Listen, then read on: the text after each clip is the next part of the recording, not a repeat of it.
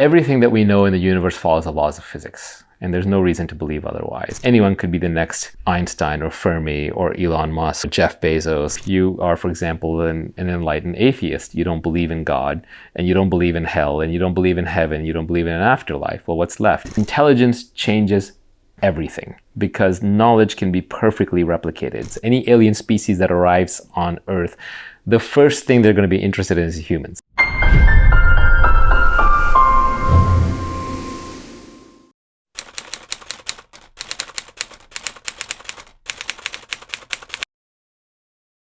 So let me start off by saying I don't like words like epistemology and fallibilism, because I think they take things that are very simple and they overcomplicate them. And I understand why they exist. They exist as a jargon for philosophers and logicians to communicate more efficiently and more precisely. But I think for the everyday person, they just put up a barrier between the thing and the knowledge and the person. And it's actually very simple. Epistemology is just the theory of knowledge, which is another way of saying, how do you know what's true versus how do you know what's false? And this is something that you have to do every day as you go through all of life. How do you know what's true? How do you know what's likely to be true? How do you know what someone's telling you is the truth or not? How do you know if some theory you have is correct or not? So how do you know something is true? And then fallibilism just means you not only can you always be wrong, you probably are always wrong. And you should always be trying to correct your mistakes. You should always be trying to get closer and closer to the truth. And as you pointed out, people can confuse that with relativism, which is very different. Relativism is just saying, well, everyone has their own truth, and so we're all correct. Well, that's obviously not true. Like, not everybody has their own view of the steam engine or the electric motor and how those work. In the same way, not everything is correct. Like, for example, we know that, command and control top-down organization doesn't work well for economies, right? So there are absolute truths. There are moral truths, like slavery is wrong, or just the simple golden rule, do unto others as you'd be done by, or the silver rule that don't do things to others that you wouldn't want done to you, right? So there's even moral progress. So we do have things that are more true than other things. So just because we can never know the ultimate truth, and we should always be open-minded, aka fallible, or be a fallibilist. Again, I don't like that word, but you're always in a state of uncertainty, but yet there are things that have a greater truth composition than others. You just have to get away from this binary thinking of true and false. So there are things that are more true, and there are things that are less true. And the nice thing is that this coincides with common sense.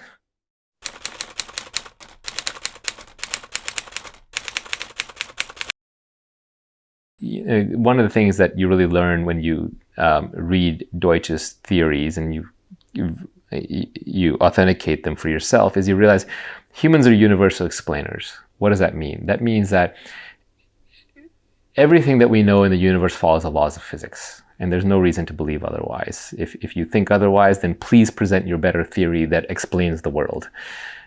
If you can't do that, then you have to go with the laws of physics. Well, the laws of physics are completely computable. What does that mean? They can fit inside a Turing machine or a computer, and a computer can simulate the laws of physics with arbitrary accuracy, limited only by the specific power of that computer. And if you increase the power of that computer, you can simulate them more accurately.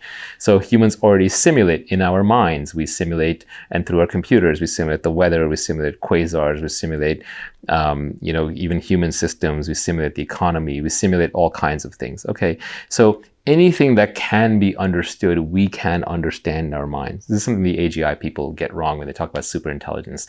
There is nothing out there that can understand something fundamentally that we can understand. It might be faster, it might have more compute, it might have more memory, but there's no concept that it can understand that we can't ourselves understand. So we are maximal universal explainers, and that means that every human is capable of unbounded creativity. Anyone could be the next Einstein or Fermi or Elon Musk or Jeff Bezos or Jonas Salk or whatever. So we can create anything, and if we can create anything, every human is a lottery ticket bet on the future of the species.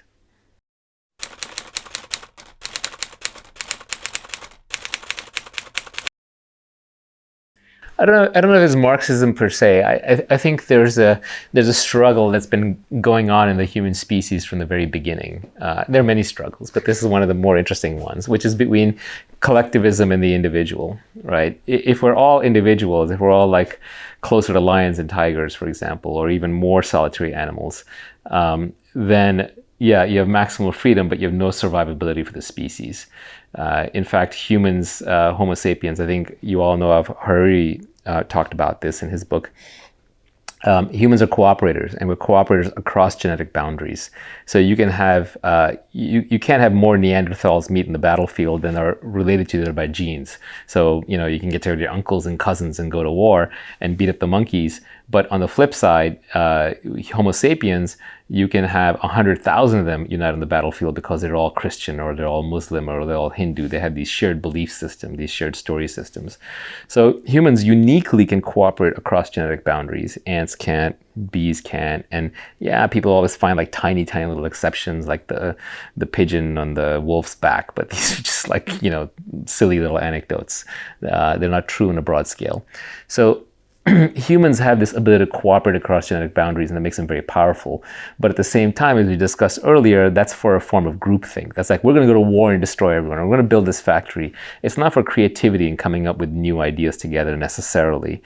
Although markets are good for organizing that, and this is something that you know, high R&D institutions do well, like, you know, Elon Musk and crew building Dragon for SpaceX or whatever. So in general, you have the cooperative theory of the world or the collectivist theory of the world, and they kind of go together. And then there's the individual freedom theory of the world, or the great man theory of history, you know, where you have, and I didn't make that up, they call it great man, you can rename it if you want, but, you know, it's like Einstein and, you know, Feynman or Caesar, like these individuals took acts that then fork history. And if they hadn't come along, would it have happened? So the debate is like, if Napoleon hadn't come along, would there have been another Napoleon or someone with a different name? If Elon Musk hadn't come along, if Einstein hadn't come along, the answer is usually yes, but a different timing and the details would have been different. And it's a collection of individuals that makes history anyway. So it's kind of this instinct of collectivism versus individuality. So what is collectivism? Collectivism is inherently millenarian, it's inherently religious in nature. It kind of says we're all headed towards unity, we're all going to be one thing, we're going to go from being unicellular organisms to multicellular organisms to being a civilization of multicellular organisms that marches you know, together. And in its best vision, it's like, you know, humanity becomes a god and we're all cells in a giant nervous system of the brain of this new entity that we're going to create. Maybe AGI unites us all. In the hell version, it's the Borg. You know, we're all just like a big fungus and we're all the same. We're all just eating everything and there's no differentiation. So this is just a struggle that goes on back and forth. And so Marxism is just an example of this. I don't think anybody would want to live in a completely individualistic society. That would be Mad Max, okay? But I don't think anybody wants to live in a collectivist society either. That's the Borgs. That's the struggle you have. And with the new religion, you know, the religion is about uniting the masses. Religion is about bringing people together with some higher vision. And it used to be about God. You know, and there are different versions, but let's go with the Western version for a moment. There's usually a white male in the sky. Surprise, who's telling you how to do things, and they have a set of rules. You're supposed to follow these rules. If you don't, you're going to get hurt in the next life, and if you do, then you'll get rewarded in the next life. And a lot of people still believe that, and you know, it's fine. Religion is a cooperating system for humans, so you know, it's good to be around in certain doses. But I think a lot of people, when science came along, Nietzsche famously declared God is dead. And why did he say that? Because once you took Newton and the Enlightenment scientists seriously, you realize, well, maybe there isn't a guy in a white robe. Maybe that's a little too literal. Maybe there's something else. Maybe there's something less. So I think since then, humanity has been searching for an organizing principle. And it's hard to argue that all there is just this reality of mind and body. Yes, science is great. It lets us navigate the world, lets us predict future outcomes, lets us build technology. But the fundamental mystery of existence, of consciousness, why am I even here? How did I get here? Who the heck am I really? You know, what happens when I die? Those questions science has not made much progress on. It does not answer. So there is always going to be a religious impulse. So, and I think it's baked into the human species. It's hardwired into us at some level. And so that religious impulse will always be answered. There will always be a religion, whether you care to call it that or not. So, and I think the founders of the United States very intelligently separated church and state. They said, you shall not make any official state religion, and you won't abridge the exercise of any religion, because they knew that this impulse was always going to be around, and people had to be free to express it. But the state should not mandate it. Well, now we do have a state-mandated religion, which is you just remove God from the equation, and then it doesn't look like religion anymore. But it still has the same characteristics. Okay, so if you are, for example, an enlightened atheist, you don't believe in God, and you don't believe in hell, and you don't believe in heaven, you don't believe in an afterlife. Well, what's left? Well, you could still have a vision of a perfect world, a utopia, that's heaven. So you could say, if the world was like a paradise, it was like a natural paradise, Garden of Eden, right? Everything is perfect until man comes along, and then he ruins everything. So man is a sinner who's destroying the world. Gaia would be just fine if it weren't for these evil humans. So you have the sinner, you have the devil, which is mankind. You have the perfect heaven, which is the utopia that you want to create. You have the hell, which is what man is leading you towards right now, the technological hell of capitalism and progress. And then who's the savior? Well, eventually somebody has to save the day, so it's going to be you and your merry band of friends weaponizing the state against individuals. So I think that's the current religion that's going on. It goes by various names: wokeism, identity Marxism, just hides, sometimes calls itself liberal. It has to be a shadow religion. It can't actually let itself be named, because if it is named as a religion, then it's actually forbidden by the Constitution from the government from engaging in it. But it's very cleverly disguised. But I think it's a collectivist impulse, and it will always reassert itself. And again, if you don't have that, you have a brutal society. So you have to have some variation of it. But at the same time, if it takes over the whole thing, it's a that ate the host. And the whole thing is a fungus now.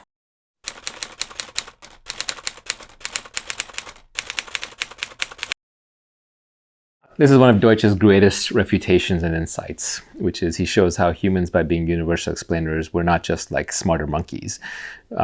Monkeys are not capable of encoding much knowledge outside of what's in their genes. Humans are capable of anything that can be imagined, we can imagine. Anything that any intellectual thing can believe or do or deduce, we can. And so humans are just qualitatively different, where that classic figure of like the crawling to the tadpoles to the fish to the toad to the walking monkey to the taller and taller monkey to the gorilla to the human. That is completely false. If you've seen that, you need to unbrainwash yourself. That is not true. Humans are universal explainers. We can create rockets. There's no amount of evolution that is going to get a monkey to create a rocket. There's no short of it becoming a universal explainer like us. No number of tadpoles getting together are going to create a rocket and launch off to the stars. Knowledge is unique output of human creativity. And then when you look at what's going on with creativity is unbounded. So we have moved evolution from the physical to the mimetic domain. And it is the most powerful thing in the known universe. If you were to look at all the stars with a telescope in the night sky, and you would find that they would be different, but they would be different within certain physical parameters. If, on the other hand, you get to a certain one and it's got you see an asteroid heading towards it, and this is David's example, not mine, and the asteroid gets deflected at the last second with an explosion. You're like, whoa, there's something going on there that's fundamentally different. And it means that there's creative knowledge there, there's life there, there's intelligent life there. And intelligence changes everything, because knowledge can be perfectly replicated.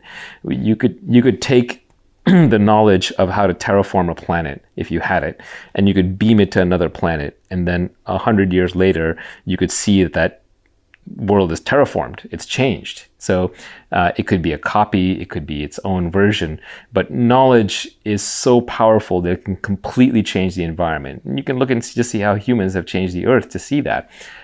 Just recently, I think David was telling me this today, actually, where he said that he read that the mass of things produced by humans for the first time has like passed the mass of things created by other things in the biosphere. I don't know exactly what he meant by that, but it's just like, if you cannot explain the Earth without first understanding humans. Any alien species that arrives on Earth, the first thing they're going to be interested in is humans. You cannot explain anything else about this Earth, right? Everything else would go to the sidelines. They would not be interested in the geological crust or the weather patterns or the structure of the environment, because they would say, well, I can figure that out by looking at any other planet. But these humans, that's causing a huge change. And the moment we leave this planet, we become multiplanetary species. That will be more obvious. But you can no longer explain the universe without explaining humans, because we're creative entities. Not to say that there might not be other creative entities on other planets. There probably are, just by the